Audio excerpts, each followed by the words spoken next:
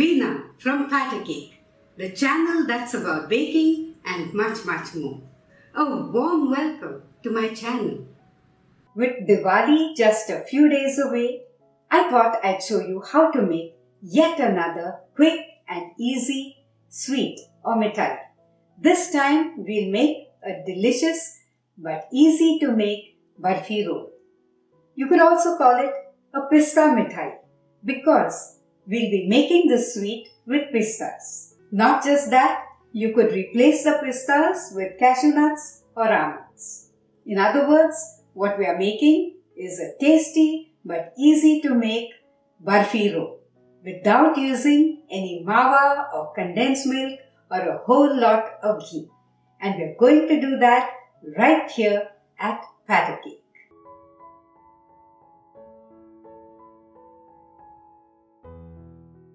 This is a Pare original recipe and I hope you'll enjoy it.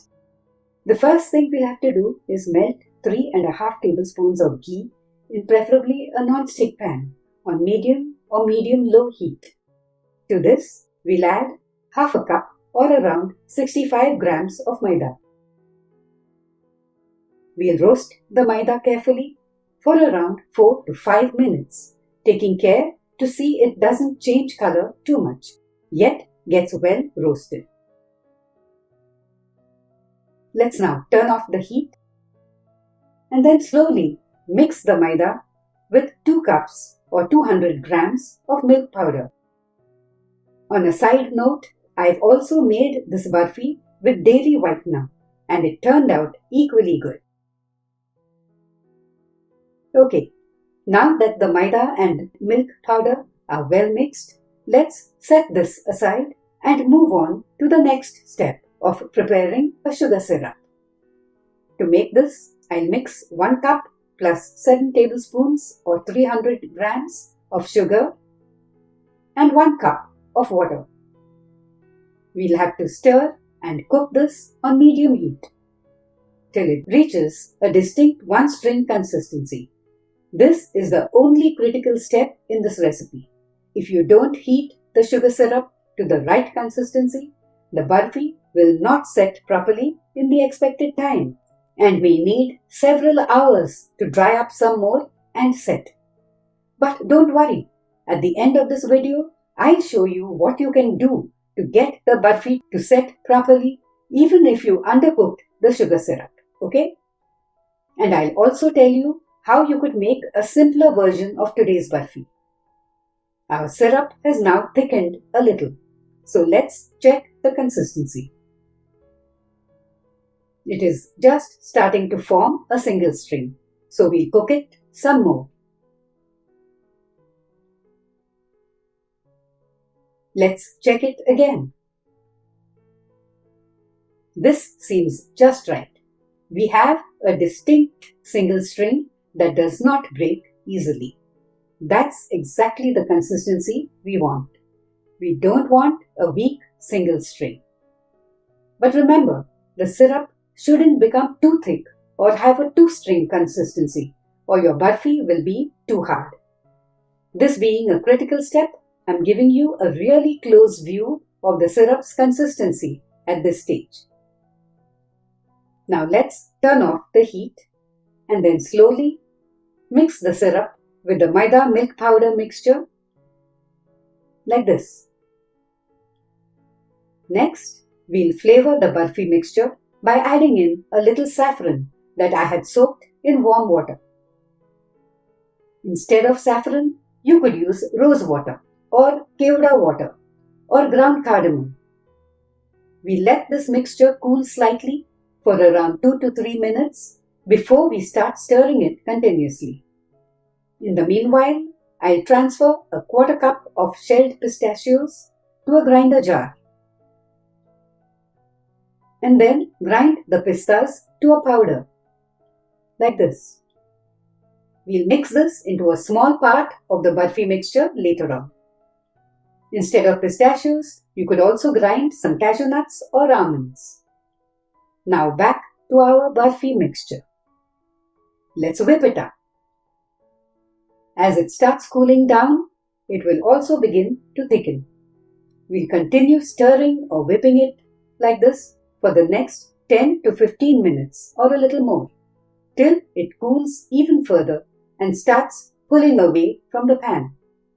In between, I've switched from using a soft rubber spatula to a wooden one to make it easier to whip the mix now that it has thickened considerably.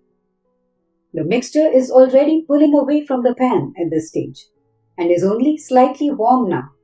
It will set in just a few minutes to form a ball with a soft dough-like consistency.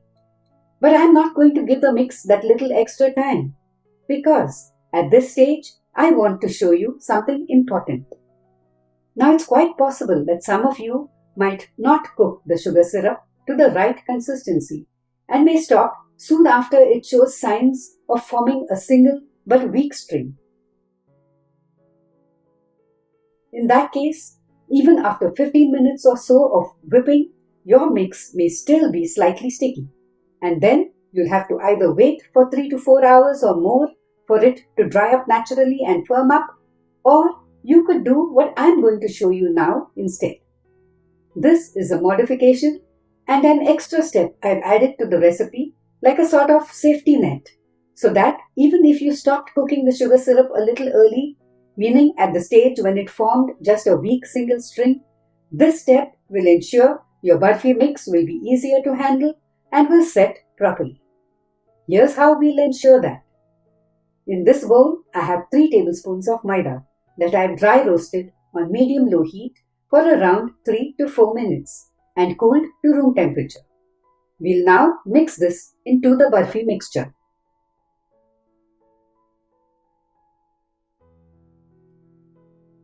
See how the mix is now drier and firmer and forming a ball? If you did get the syrup consistency right, however, your mix will form a ball like this in just 15 to 20 minutes after beginning to whip the barfi mix.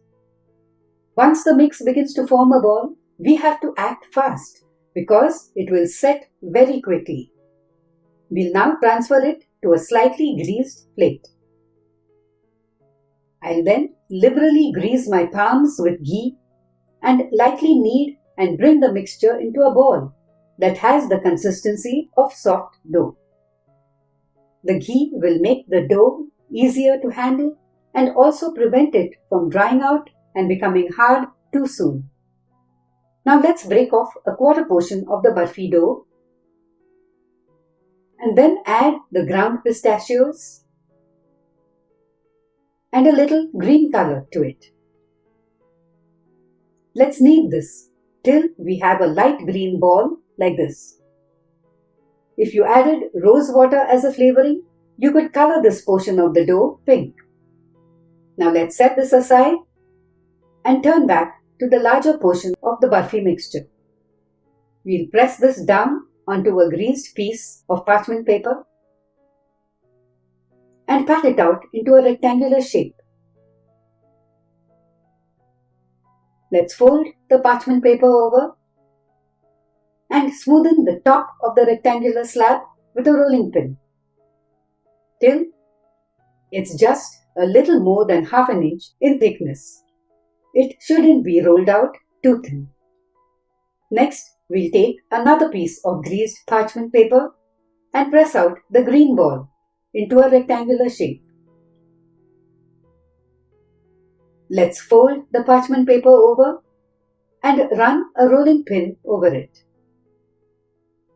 This layer has to be rolled out thin, say around 1/4 to 1/8 of an inch. And it should be a little smaller in size than the earlier layer. Next, we'll invert the green layer on the pale yellow one, leaving a little border of the lower layer all around. Now with the help of the parchment paper, let's roll up both layers to form a cylindrical shape. If your barfi dough has firmed up too much already, it might form cracks as you roll it up like this. If it does that, smoothen the cracks out carefully with your hand as you roll it up. Now let's wrap the burfi roll in the parchment paper and let it cool completely and set. You could do this by keeping it at room temperature for around 40 minutes or let it set in the fridge for around 20 minutes. After 20 minutes in the fridge, here's our Burfi roll. Let's unwrap it. And first, slice off the two ends of the Burfi roll. I'll cut the roll in the center so you can see the nice green and yellow spiral design inside. And now, let's cut a few slices of our pista mithai.